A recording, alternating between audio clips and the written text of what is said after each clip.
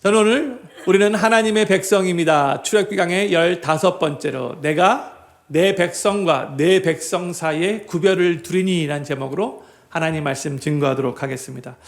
이 세상을 살아가면서 우리는 수많은 구별 속에서 살아갑니다.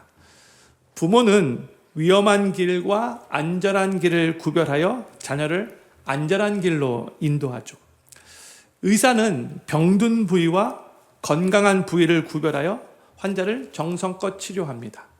목자는 자기 양과 다른 양을 구별하여 자기 양을 끝까지 책임지고 돌보죠. 이런 구별은 누구를 차별하기 위한 구별이 아닙니다. 오히려 사랑하기 때문에 하는 구별이고요. 지키고 보호하기 위해 하는 구별이고 책임지고 돌보기 위해 하는 구별입니다. 차별이 아닙니다. 구별입니다. 그런데 오늘 본문 말씀에서 하나님께서도 놀라운 말씀을 하세요. 내가 내 백성과 내 백성 사이에 구별을 두리니. 오늘 설교 제목입니다. 그 당시 애굽은 최강대국이었어요. 그리고 바로는 그 최강대국의 왕으로서 절대 권력자였습니다. 이스라엘 백성은 힘없는 노예 민족처럼 보였어요. 겉으로 보면 누가 더 강한지 분명했습니다. 그러나 10가지 재앙이 시작되면서 진짜 차이가 드러나기 시작했어요. 세상의 힘과 하나님의 백성은 정말로 다르다는 것이 확연하게 증거돼요. 하나님은 하나님의 백성을 세상 한가운데서도 구별하여 지키셨기 때문입니다. 오늘날 우리도 비슷한 시대를 살아가고 있어요. 세상 속에서 믿는 자와 믿지 않는 자의 삶이 겉으로는 크게 다르지 않게 보일 수 있죠. 같은 직장에서 일하고 혹은 같은 학교에 다니고 또 이 세상을 살아가면서 비슷한 문제를 겪습니다. 그러나 위기의 때가 오고 흔들림의 때가 오면 분명히 드러나는 차이가 생겨요. 누구를 의지하는가? 누구의 다스림 가운데 있는가? 누구의 보호를 받는가의 차이인 겁니다. 저는 오늘 말씀을 통해서 하나님께서 하나님의 백성을 어떻게 구별하시고 왜 구별하시며 이제 구별된 백성은 어떻게 살아가야 하는지를 함께 말씀을 통해서 살펴보기를 원해요. 저희는 지난 2주 동안 이스라엘 백성들이 출애굽하기 전에 그 애굽 땅에 임했던 10가지 재앙을 하나씩 말씀을 통해서 나누고 있어요. 첫 번째 재앙 기억하십니까? 나일강이 피로 변하는 재앙이에요. 이 10가지 재앙이 다 끝나면 머릿속에 다 기억이 나야 돼요. 나중에 시험 안 볼게요. 근데 기억하셔야 돼요. 두 번째 개구리 때 재앙이었죠. 근데 이 재앙들을 통해서 하나님은 애굽 사람들이 섬기던 그들의 신으로 숭배했던 그 신들을 무력하다는 것을 드러내고 계시는 것이고 오직 여호와 하나님만이 참 하나님이시는 것을 분명하게 선포하고 있는 거라고 말씀나눴어요. 이제 오늘 저희는요 세 재앙인 애굽 온 땅에 티끌이 이가 되는 재앙과 네 재앙인 파리 때 재앙을 먼저 나누도록 하겠습니다. 세 재앙부터 나눌게요. 이 세 재앙의 특징은 뭐냐면 딱 4구절밖에 없어요. 10가지 재앙 중에서 가장 짧습니다. 16절에서 하나님이 먼저 모세에게 이렇게 말씀하십니다. 같이 읽겠습니다. 시작. 여호와께서 모세에게 이르시되 아론에게 명하기를 내 지팡이를 들어 땅에 티끌을 치라 하라. 그것이 애굽 온 땅에서 이가 되리라. 이 세 재앙이 앞에 있었던 2 재앙과 다른 점이 있는데 이 재앙은요 미리 경고나 예고 없이 그냥 보내진 재앙이라는 거예요. 그러니까 모세가 먼저 바로 왕을 만나지 않았다는 것이죠. 하나님이 그냥 재앙을 임하게 하신 거예요. 그래서 학자들은 바로 왕이 저희가 지난주에 나눴지 2 재앙 때에 이제 내가 이렇게 하겠다라고 약속을 했는데 그 약속을 지키지 않았기 때문에 하나님께서 이번에는 먼저 그냥 재앙부터 보내신 것이다 라고 그렇게 설명을 합니다. 이제 애굽의 온 땅의 티끌이 다 이가 되어 사람들과 가축들에게 오르게 되었어요. 그런데 여기서의 이가 무엇인가에 대해서는 이제 학자들마다 견해가 조금씩 달라요. 어떤 학자들은 보통 한국 사람들이 알고 있는 바로 그 이, 머릿속에 있었던 그 이, 저는 이가 없었지만 항상 깨끗했지만 아마 예전에 이가 머릿속에서 살고 있었던 분 아마 충분히 계셨을 거예요. 바로 그 이, 라이스가 아니라 라이스였을 것이다. 그렇게 말하는 그러한 또 학자가 있고, 어떤 학자들은 이거는 빈대였을 것이다 이렇게 말을 하고, 어떤 학자들은 모기였을 것이다 그렇게 말을 해요. 그런데 뭐 이 이가 정확하게 무엇인지를 아는 것은 그리 중요하지 않고요. 애굽 온 땅에 있었던 티끌이 다 이가 되었고, 이걸 통해서 하나님은 애굽의 그 나일강 물뿐만이 아니라 애굽의 그 땅, 온 땅까지도 다스리시는 분이시라는 것을 밝히 드러내고 계신다는 것을 이해하는 게 이게 중요한 거죠. 애굽 사람들은 땅의 신으로 이 게부라는 신을 섬기고 있었어요.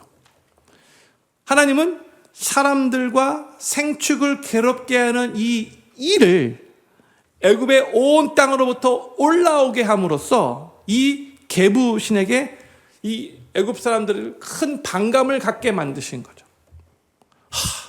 이가 올라오니까 너무너무 간지럽다. 이게 만드신 거죠. 그죠? 근데 이 재앙이 닥치자 바로 왕은 다시 술객들을 부릅니다. 18절 말씀 같이 읽겠습니다. 시작. 술객들이 자기 술법으로 이같이 행하여 이를 내려 하였으나 못하였고 이는 사람과 생축에게 있은지라. 첫 번째 재앙과 두 번째 재앙 때도 이 술객들은 자신들의 술법으로, 마술로, 눈속임으로 비슷하게 흉내내기는 했었지만 그 재앙을 해결하지 못했고 도리어 그 문제를 더 심각하게 만들었다라고 말씀드렸죠. 그렇죠? 그러니까 어떤 재앙이 임하면 이 술객들이 정말 능력 있는 자라는 것을 밝히기 위해서는 그 재앙이 사라지게 해야 되는데 그들이 보였던 것은 더 문제를 심각하게 더 많이 만들었다는 거죠. 그런데 바로는요, 이 세 번째 재앙이 임하자 또다시 이 술객들을 불러서 뭘 시키냐면 너희도 이 티끌을 이로 변하게 해라 이걸 시킨 거예요. 더 문제를 심각하게 만들려고 또 시킨 거예요. 문제가 악화되는데 어리석게 또 똑같은 것을 시켜요. 참 바보 같죠. 근데 이게 보통 본인은 잘 모르지만 거의 대부분 교만하고 고집센 사람들의 특징이에요. 본인은 잘 보지 못해. 그거 해봤자 별로 유익이 없는데 왜 그 자꾸 하려고 하지? 이런 생각이 주변에 있는 사람들은 보여요. 그죠? 그런데 이 바로의 술객들은 근데 이 세 번째 재앙부터는 더 이상 자신들의 마술로 흉내낼 수가 없다. 할 수 없었다라고 알려주고 있죠. 못했다고. 그렇죠? 그러니까 원래 있었던 것을 눈속임으로 마술로서 더 있어 보이게 흉내낼 수는 있었어도 보세요. 무생물인 티끌을 가지고 이라는 생명체로는 만들 수는 없었다는 거예요. 형님들, 이 생명의 영역은 하나님의 권능이 아니면 될 수 없는 일입니다. 그렇죠? 하나님만이 하실 수 있는 영역인 거죠. 그래서 하나님은요, 이 재앙을 통해서 생명을 창조하시는 분은 오직 여호와 하나님밖에 없다는 것을 확실하게 선포하고 계시는 거예요. 이제 술객들이 자신들이 못하니까 이렇게 고백을 해요. 19절 전반부 말씀 같이 읽겠습니다. 시작. 술객이 바로에게 고하되 이는 하나님의 권능이니이다. 아멘. 영어로는요, This is the finger of God 이라고 그렇게 번역되었어요. 직역하자면 이것은 하나님의 손가락입니다. 하나님께서 특별하게 세밀하게 개입할 때 사용했던 손가락이라고 할 수 있는 건데, 능력을 나타내는. 히브리어 원어도 하나님의 손가락이다라고 그렇게 기록되어 있어요. 그런데 우리가 여기서 그래도 올바르게 이것을 이해하는 게 중요해요. 여기서 사용된 하나님이라는 단어는 그 당시에 일반적인 신적 존재를 가리킬 때도 사용했던 단어예요. 그러니까 한국말로 치면 신이라는 그런 뜻의 단어였던 거예요. 지금 이 술객들은 사실 여호와 하나님을 믿는 자들이 아니었죠. 그러니까 이 술객들의 이 고백은 지금 여호와 하나님을 향한 신앙 고백이라기보다 이것은 인간의 능력으로는 도저히 할 수 없는 어떤 신적인 능력입니다라고 이렇게 고백을 하는 거예요. 그러나 이 술객들의 의도가 어떠하든 분명한 사실 한 가지가 있죠. 이제 애굽의 술객들조차도 이 재앙은 신적인 존재가 직접적으로 개입해서 일어났다는 것을 부인할 수 없게 만든 재앙이었다는 거예요. 그동안 자신들의 술법으로 마술로 비슷하게 흉내냈었는데 이제는 이들도 두 손 들고 항복할 수밖에 없다는 거예요. 그리고 이 술객들은요, 이 세 번째 재앙에서 실패하고 난 후부터 무대 뒤편으로 사라지고 나갑니다. 그러니까 더 이상 바로왕이 이들을 부르지 않아요. 더 이상 안 불러요.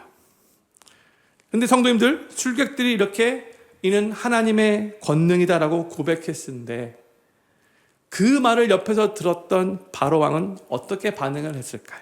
19절 후반부 말씀 같이 읽겠습니다. 시작. 바로의 마음이 강팍게 되어 그들을 듣지 아니하였으니 여호와의 말씀과 같더라 했어요. 다시 바로왕의 마음이 강팍해졌어요. 술객들의 말을 듣지 않았어요.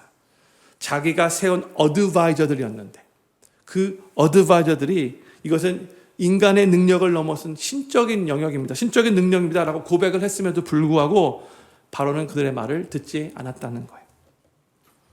그래서 이로 인해서 애굽 땅의 재앙은 계속해서 이어지게 되고 이제 네 번째 재앙이 그 땅에 임하게 됩니다. 하나님은 또다시 모세에게 말씀하십니다. 20절 말씀 같이 한번 읽겠습니다. 시작. 여호와께서 모세에게 이르시되 아침에 일찍이 일어나 바로 앞에 서라. 그가 물로 나오리니 그에게 이르기를 여호와의 말씀에 내 백성을 보내라. 그들이 나를 섬길 것이니라. Let my people go that they may serve me. 이 말씀을 선포하게 하신 거죠. 모세를 통해서 바로왕에게. 그런데 오늘 본문 23절에서 하나님은 모세에게 바로에 가서 또 이렇게 말하고 말씀을 하세요. 23절 말씀 같이 읽겠습니다. 시작. 내가 내 백성과 내 백성 사이에 구별을 두리니 내일 이 표징이 있으리라 하셨다 하라 하시고 그랬어요. 여기서 하나님은 이스라엘 백성을 내 백성, my people이라고 말씀하시면서 애굽에 있는 백성들은 바로에게 너의 백성, your people이라고 말씀하고 계시죠. 하나님이 내 백성과 너의 백성을 지금 정확하게 구별하고 계신다는 것을 우리가 볼 수 있어요. 근데 성도님들, 여기서 이 구별이라는 단어의 의미를 우리가 정확하게 이해하는 게 중요해요. 여기서 사용된 구별이라는 단어가 히브리어는 팔라라는 단어예요. 근데 이 단어는 단순히 갈라놓는다라는 그런 의미가 있는 게 아니에요. 이 단어 안에는요, 특별하게 여겨서 따로 떼어놓는다라는 의미가 담겨져 있어요. 그러니까 소중하게 여겨서 보호하기 위해 특별히 따로 구별해 놓는다라는 그런 뜻이에요.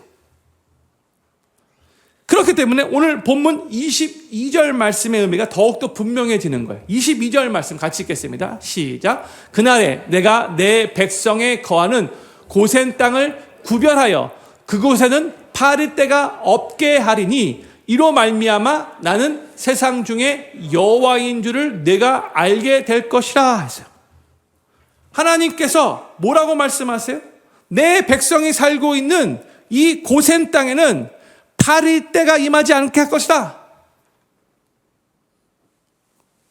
여기서 하나님은 그저 두 백성 사이에 그냥 줄을 그으신 게 아니에요. 그것만이 아니에요. 이 말씀을 하시고 있는 하나님의 의도는 무엇인가? 너희가 그동안 핍박했던 저 이스라엘 백성들, 저 이스라엘은 나의 백성이야. They are my people. 내가 사랑하는 내 백성이야. 그러므로 이 재앙이 내 백성에게는 미치지 못하게 내가 할 거야. 내가 친히 그들을 지키고 보호할 거야. 하나님의 사랑의 선포인 거예요. 하나님의 백성들을 향한. 그래서 성도님들, 우리가 신앙생활을 해 나가면서 우리가 하나님의 구별된 백성이라는 말을 들을 때에 이 말을 절대 가볍게 생각하고 넘어가서는 안 돼요. 우리가 이제 신약으로 와서 예수님을 삶의 구세주로 영접한 크리스찬들은 하나님의 자녀가 된 뿐만이 아니라 하나님의 백성이 되었다라고 여러 번 말씀드렸죠. 그렇죠? 우리가 하나님의 자녀가 되고 하나님의 백성이 되었는데 우리는 하나님이 더 이상 세상 사람들과 동일하게 대하지 않으신다는 거예요. 다른 사람들이에요, 우리는. 하나님은 오늘도 우리에게 중서가 내가 너를 지명하여 불렀어. You are mine. 넌 내 거야. 이렇게 말씀하시면서 우리를 특별하게 사랑하시며 우리를 눈동자와 같이 지키시는 분이에요. 특별하게 사랑하시고 지키시고 보호하세요. 그래서 우리는요, 예수님을 안 믿는 세상 사람들과 똑같지가 않아요. 완전 다른 존재들이에요. 하나님께서 특별하게 구별하신 하나님의 백성. 이게 바로 하나님의 백성의 특권인 거예요. 조금 썰렁할 수 있겠지만 그래도 잘 한번 해주시면 좋을 것 같아요. 놀라는 표정으로 하나님이 특별하게 구별해 주셨군요. 이렇게 말씀해 주시면 감사하겠습니다. 하나님이 특별하게 구별해 주셨군요. 옆에 계신 분 보고 아이고, 하나도 안 놀라셔? 하나도 안 놀라셔. 저는 필글교회 모든 성도님들이 하나님께서 우리를 친히 하나님의 것으로 삼으시고 하나님 곁에 두시고 지키시며 보호하시기 위해서 하나님이 특별하게 사랑하시는 하나님의 백성으로 구별하신 그 사실에 항상 감격하며 감사하시기를 바라고 그 놀라운 하나님의 사랑 안에서 날마다 평강과 보호하심을 누리며 하루하루 살아가시게 되기를 우리 구주 예수님의 이름으로 간절히 축원합니다. 성도님들, 하나님께서 우리를 아주 특별하게 구별하시고 구별된 하나님의 특별한 사람들로 인도하시는데 그럼 우리가 꼭 기억해야 할 게 있어요. 무엇인가? 하나님께서 우리를 그렇게 특별하게 구별하셨다면 우리의 삶도 구별되어야 합니다. 스크린 떴는데 우리 같이 한번 읽도록 하겠습니다. 시작. 하나님께서 우리를 구별하셨다면 우리의 삶도 구별되어야 한다. 아멘.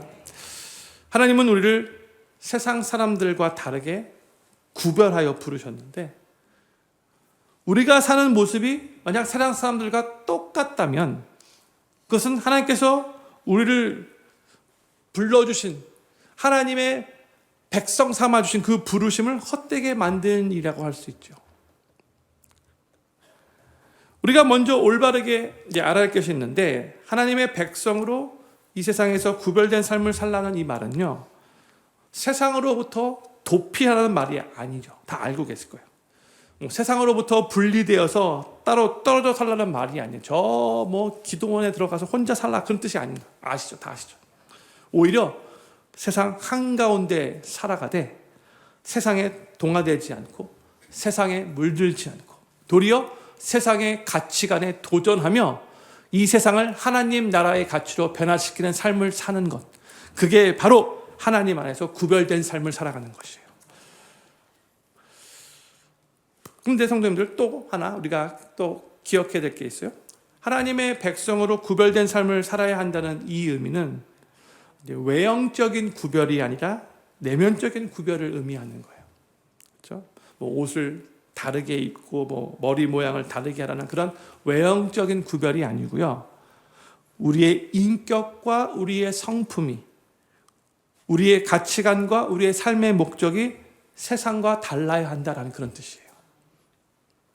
만약 우리가 이 세상 사람들과 똑같이 성질을 부릴 때 똑같이 성질을 부리고 똑같이 미워하고 똑같이 욕심내고 똑같이 거짓말하고 똑같이 시기하고 똑같이 다투며 산다면 세상 사람들이 우리 크리스천들을 보면서 무엇을 느끼겠습니까? 아이고, 저 예수쟁이들 똑같네, 하나도 다른 게 없네, 이렇게 생각할 뿐이죠. 그런 삶에는 하나님이 보이지 않아요. 예수 그리스도의 아름다움이 전혀 나타나지 않아요. 예수님 믿고 싶은 마음 별로 없어요. 우리는요, 세상이 미워할 때 사랑하고, 세상이 분노할 때 우리는 용서하고, 세상이 욕심낼 때 우리는 베풀고, 세상이 거짓을 말할 때 우리는 진실을 말하고, 세상이 절망할 때 우리는 소망을 품고 살아야 돼. 그게 구별된 삶을 살아가는 거예요. 쉽지 않죠. 근데 우리가 추구해야 하는 삶이에요. 우리가 사모하며 하나님 이런 삶을 살고 싶습니다. 도와주십시오. 간절히 기도해야 한다는 거예요. 이러한 삶을 살 때에 세상 사람들이 이제 예수님 믿는 우리를 보면서 질문을 하기 시작하는 거죠. 아, 저 사람들은 도대체 왜 저렇게 다르게 살지? 무엇이 저 사람들을 저렇게 살도록 만드는 거지? 바로 그러한 질문이 시작되는 순간에 우리 안에 살아서 역사하시는 예수 그리스도가 이 세상 가운데 멋지게 드러나기 시작하는 거예요. 아, 저들은 예수님 믿어서 그렇구나. 예수님 때문에 저들의 삶은 정말 다르구나. 그러면 예수님이 더 멋지게 증거되는 것이죠. 더 예수님 믿고 싶은 마음이 생기는 것이죠. 저는 필그림교회 모든 성도님들이 하나님께로부터 구별된 하나님의 백성답게 세상 속에서도 구별된 삶을 살아가시기를 바라고, 그 구별된 삶을 통해 하나님의 영광이 드러나고 우리 안에 살아계신 예수 그리스도가 이 세상 가운데 멋지게 드러나게 되기를 우리 구주 예수님의 이름으로 간절히 축원합니다. 모세는 또 하나님께 순종하여 바로 왕에게 나아갔어요. 그리고 하나님께서 말씀하신 그대로 전달했어요. 하나님께서 하라고 하신 그대로 모세가 행했을 때 어떤 일이 일어났는가? 24절 말씀 같이 읽겠습니다. 시작. 여호와께서 그와 같이 하시니 무수한 파리떼가 바로의 궁예와 그 신하의 지배와 애국 전국에 이르니 파리떼로 인하여 땅이 해를 받더라 했어요. 모세가 순종하자 애굽 온 땅에 무성한 파리들이 임하게 되는데, 하나님께서 말씀하셨던 그대로 이스라엘 백성이 사는 고센 땅에는 파리가 없었고요. 애굽 사람들이 거주하고 있었던 곳에만 파리가 들끓게 되었어요. 그리고 그 파리떼로 인해 애굽 땅이 해를 받았다라고 말하고 있죠. 영어로 The land was ruined. ruined. 근데 여기서 이제 파리라고 번역된 이 단어가 히브리어를 보면은 아로브라는 단어인데요. 이 단어는 우리가 알고 있는 그 파리가 아니에요. 파리같이 생겼지만 파리가 아니에요. 사람들을 무는 풍뎅이 같은 벌레로 생각하시면 될 것 같아요. 고대 문헌을 보면 리액션 감사합니다.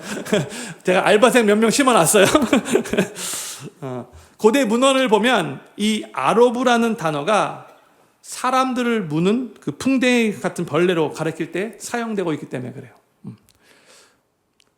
근데 이 파리떼, 이 풍뎅이 벌레떼로 말미암아, 사람들을 무는 이 풍뎅이떼로 말미암아 이 땅이 루인됐어요. 완전히 황폐하게 된 거예요. 훨씬 더 심각한 재앙이 임한 거예요. 그 당시 애굽 사람들은 이 풍뎅이 모양의 신 케프리 신을 숭배하고 있었고요. 그 곤충은 그들에게 신성한 존재였어요. 하여튼 애굽 사람들은 별신 다 믿었어요. 풍뎅이같이 생긴 신을 또 신으로 믿은 거예요. 참네. 하지만 하나님은 바로 그 곤충 떼로, 이 풍뎅이 떼로, 이 파리 떼로 애굽 땅을 황폐케 루인하게 만드심으로 그들이 신성하게 였던 존재가 도리어 저주가 되게 만드신 거죠.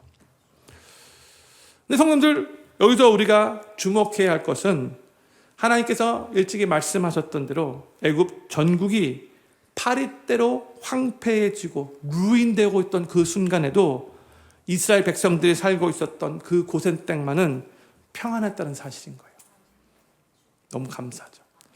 같은 하늘 아래 같은 시간에 한쪽은 파리떼로 인해 땅이 무너지고 황폐되어지고 있는데 다른 한쪽은 평안하게 일상을 그대로 살아가고 있는 거예요. 이것이 바로 하나님께서 자기 백성을 구별하여 보호하신다는 명백한 증거인 거죠. 이것을 보고도 살아계신 하나님을 어떻게 인정하지 않을 수 있겠습니까?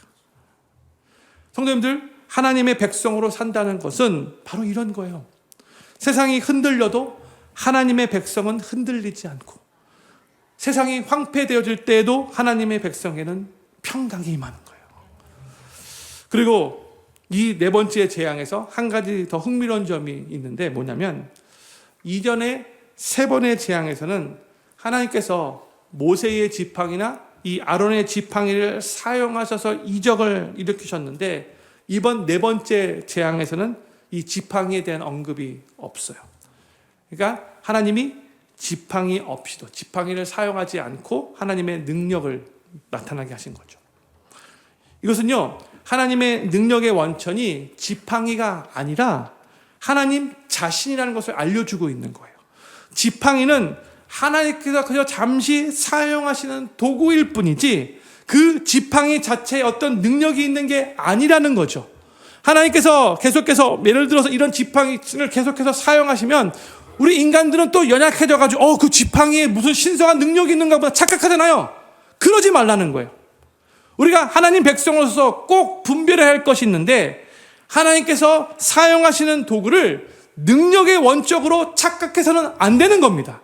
하나님의 백성인 우리는 도구를 의지하는 게 아니라, 또한 나를 도와줄 것 같아 보이는 그 사람들을 의지하는 게 아니라 오직 하나님 한 분만을 의지해야 합니다. 아멘. 이 상황 가운데 바로가 모세와 아론을 불러서 이렇게 말을 합니다. 25절 말씀. 바로가 모세와 아론을 불러 이르되 너희는 가서 이 땅에서 너희 하나님께 희생을 드리라 했어요. 이 땅에서.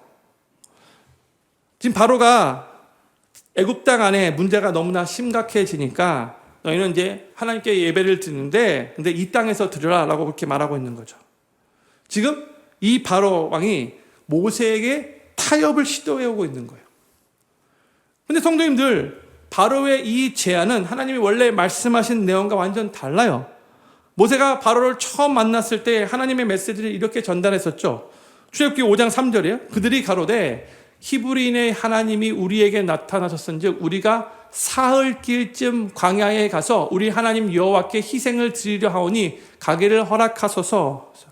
원래 하나님은 3일길 광야로 나아가서 제사를 드리라고 그렇게 명령하셨거든요. 그 메시지를 전달했거든요. 근데 지금 바로왕은 이 내용을 살짝 바꿔서 광야로 굳이 나가지 말고 그냥 이 애굽 땅 안에서 제사를 드려라, 이렇게 지금 타협책을 들고 온 거예요. 그런데 성도님들, 하나님의 말씀을 이렇게 살짝 바꾸며 타협하는 게 이게 정말 위험한 거예요. 에덴 동산에서도 마찬가지였죠. 하나님께서 분명히 이것을 먹으면 정령 죽으리라 말씀하셨잖아요. 그런데 하와가 이제 뱀이 유혹에 올 때 이렇게 말했어요. 하나님이 너희가 죽을까 하노라, 이렇게 말했어요. 약한 버전으로 말했어요. 그렇죠? 하나님이 정령, 다른 말로는 반드시라고 말씀하셨는데 이 단어가 혹시로 바뀌어 버린 거예요. 그러니까 하나님께서 하지 말라라고 명령하셨는데 그 명령이 아주 약하게 들리죠. 안 해도 되는가 보다 착각하게 만들죠. 근데 성도님들, 처음에는 그저 살짝 조금씩 바꾸다가 시간이 흘러가잖아요. 그게 어느덧 우리도 모르는 사이에 습관이 되어 나중에는 완전히 다른 말로 바꾸게 되는 일들이 우리 삶 가운데 벌어지는 거예요. 처음에는 조금만 바꿨는데 나중엔 나도 모르는 사이에 엄청나게 바뀌어 있어요. 하나님의 말씀을 살짝 바꾸고 오용하거나 남용하고 타협하게 만드는 것, 이것이 바로 사탄이 즐겨하는 일이라는 것을 기억하셔야 돼요. 그리고 성도님들, 사탄이 아예 전혀 다른 말을 가지고 우리를 유혹하지 않아요. 만약 그렇게 유혹한다면 우리는 금방 알아채리고 거절하기 때문에 그래요. 근데 오히려 사탄은요, 하나님의 말씀을 토대로 그럴듯하게, 근데 살짝만 트위스트해서 어떨 때는 정말 종이 한 장 차이처럼 느껴지죠. 그래서 그럴듯하게 유혹하고 오는 거예요. 그렇기 때문에 우리가 이것을 정확하게 분별하고 이 사탄의 미묘한 속임수에 넘어가지 않는 것이 너무나 중요한 거예요. 조금 타협해도 된다는 생각 버리셔야 돼요. 성도님들, 하나님의 백성으로 구별되어 산다는 것은 바로 이 영적인 분별력을 가지고 산다는 것을 의미하기도 합니다. 세상은 끊임없이 하나님의 백성인 우리에게 타협을 요구할 거예요. 야, 이 정도는 괜찮지 않냐? 조금만 타협하자. 조금만 양보하지 되지 않냐? 야, 저기 굳이 저 광야 저 3일 길까지 가서 하나님 앞에 굳이 제사 드릴 필요가 있냐? 어차피 하나님께 제사 드리는 건데 그냥 이 애굽 땅에서 그냥 여기서 편하게 그냥 제사 드리면 되잖아. 똑같은 거 아니야? 어차피 똑같이 하나님 앞에 제사 드리는 건데 여기서도 잘 섬길 수 있어. 이러한 사탄의 속삭임이 매일같이 우리 귓가에 들려온다는 거죠. 그럴듯해요. 내가 정신 차리고 있지 않으면 그럴듯하게 들려요. 괜찮은가 보다 이런 생각이 드는 거예요. 사탄의 속임수에 넘어가는 거죠. 하나님의 백성은 그 속삭임에 흔들리지 말아야 합니다. 하나님께서 하신 말씀 그대로 100% 순종해야 되는 거예요.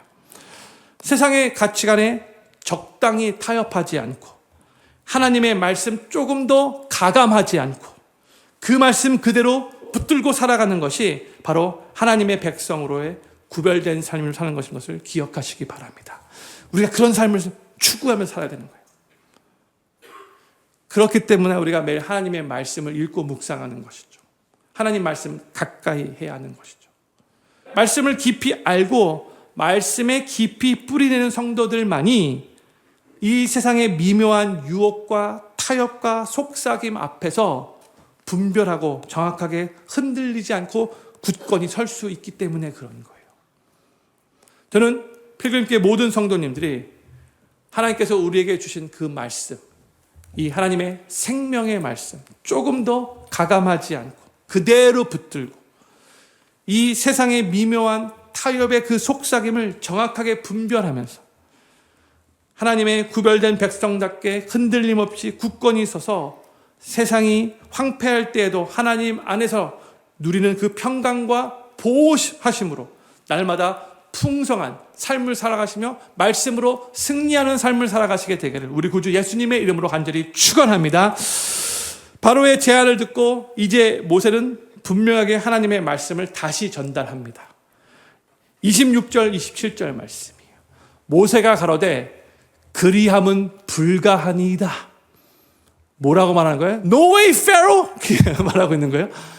우리가 우리 하나님 여호와께 희생을 드리는 것은 애굽 사람의 미워하는 바이온즉 우리가 만일 애굽 사람의 목전에서 희생을 드리면 그들이 그것을 미워하여 우리를 돌로 치지 아니하리까 우리가 사흘길쯤 광야로 들어가서 우리 하나님 여호와께 희생을 드리되 우리에게 명하시는 대로 하려 하나이다.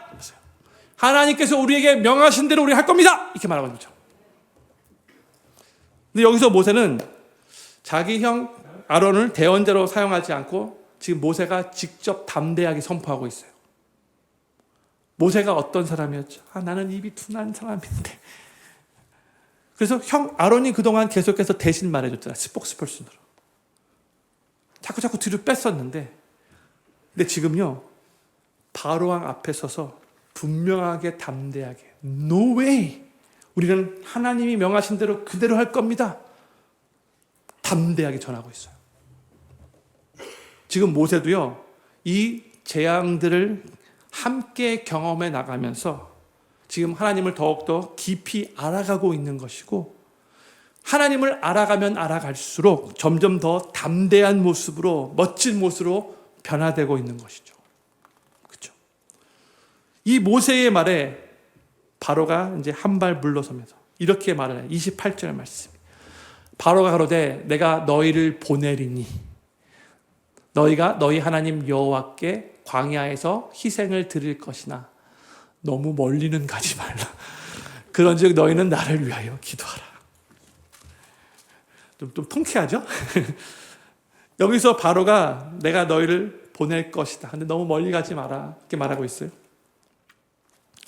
그런데 모세는요, 지난번에 이 바로가 이렇게 재앙이 없어지면 내가 이렇게 하겠습니다. 약속해놓고 그것을 지키지 않았잖아요. 어겨버렸잖아요. 그것을 알았기 때문에 모세가 이 말을 듣고 또 단대하게 단호하게 이렇게 말을 해요. 29절 말씀. 모세가 가로되 내가 왕을 떠나가서 여호와께 기도하리니 내일이면 파리떼가 바로와 바로의 신하와 바로의 백성을 떠나려니와 바로는 이 백성을 보내어 여호와께 희생을 드리는 일에 다시 거짓을 행치 마소서 하고 거짓말 하지 마세요 이제 그렇게 말한 거예요. 지난번에 약속 안 지켰죠? 또 거짓말하면 안 돼요 이렇게 말하고 있는 거예요. 분명하게 못 받고 있는 거죠. 그런데 성도님들 어떻게 되었을까요? 이 파리떼 재앙이 다 끝나고 나서 바로 왕이 어떻게 행동했을까요? 그가 약속한 거 지켰을까요? 안 지켰을까요? 안 지켰죠. 어떻게 하셨어요? 32절 말씀. 그러나 바로가 이때에도 마음을 완강케 하여 백성을 보내지 아니하였더라. 또 거짓말했어요. 그렇게 모세가 확실하게 이번엔 거짓말하지 마세요 말했는데도 그렇죠. 성도들 여기서 우리는 너무나 극명한 두 사람의 대조를 보게 돼요. 모세와 이 바로의 모습. 모세는 지금 재앙들을 계속해서 경험하면서 하나님을 점점 더 깊이 알게 되고 그로 인해서 모세는 점점 더 담대해지고 점점 멋지게 성숙한 리더로 성화되어 가고 있잖아요. 그렇죠? 그런데 이 바로는요. 지금 같은 재앙을 똑같이 경험하면서도 오히려 마음이 더 강팍해지고 더 비열하고 했던 말 계속해서 어겨버린 거짓말하는 추한 모습으로 변질되어 가고 있어요. 같은 사건을 경험했는데 한 사람은 점점 더 멋지고 아름답게 그렇게 변해가고 있는데 다른 한 사람은 점점 더 나쁘고 악하게 변질되어 가고 있는 거예요. 근데 여기서 우리는요. 하나님의 백성과 하나님의 백성이 아닌 자의 차이를 또 분명하게 볼 수 있어요. 성도님들 이것은요. 우리에게도 큰 도전이 되는 말씀이에요. 우리가 이 세상을 살아가면서 기쁜 일도 슬픈 일도 있고요. 또 평탄한 날도 있지만 고난의 날도 있잖아요. 그렇죠? 예수님 잘 믿는다고 해서 고난이 사라지는 게 아니죠. 세상 사람들과 똑같이 어려운 일 당하죠. 그렇죠? 그런데 그 차이가 이제 어디에서 오는 줄 아십니까? 바로 그 사람이 자신이 하나님의 백성이라는 것을 인정하고 하나님 앞에서 자기의 삶을 의탁하고 맡기며 자신을 온전히 하나님 앞에서 열어놓고 있는가 아니냐의 차이인 거예요. 하나님의 백성은요, 모든 경험 가운데 그 경험이 힘든 경험이라 할지라도 그 가운데서 하나님을 발견하는 자들이에요. 기쁜 일에서도 하나님의 은혜를 발견하고 힘든 일에서도 하나님의 손길을 발견하고 심지어 실패와 고난 속에서도 하나님의 기쁘신 뜻을 발견해 나가는 자들이에요. 하나님의 백성이에요. 그래서 하나님의 백성은 신앙생활을 하며 시간이 흘러가면 흘러갈수록 계속해서 하나님을 더 닮아가고 더욱 아름다운 사람으로 빚어 성화되어 가는 거예요. 예수님을 오래 믿었다고 하는데도 계속해서 예전의 그 모습 그대로 살고 있다면 내가 지금 하나님의 백성으로서 올바르게 살아가고 있는가 자신을 점검해 봐야 돼요. 저는 우리 워싱턴 필그림교회 성도님들이 바로 이러한 모든 경험 속에서 하나님을 발견하고 하나님의 기쁘신 뜻을 발견하며 계속해서 성숙해지는 그러한 삶을 살게 되기를 간절히 축복합니다. 저는 필그림교회 모든 성도님들이 하나님의 백성으로 구별하여 부르신 하나님의 그 놀라운 은혜를 날마다 감격하며 감사하시면서 인생의 모든 경험 속에서도 하나님을 더 깊이 만나고 하루하루 점점 더 담대해지고 점점 더 아름다워지고 점점 더 예수 그리스도를 멋지게 닮아가는 그러한 삶을 살아가죠. 그 여정 가운데 하나님의 영광이 우리 성도님들의 삶과 가정과 또 우리 교회 위에 충만하게 드러나게 되기를 우리 구주 예수님의 이름으로 간절히 축원합니다. 우리 다 같이 자리에 일어나셔서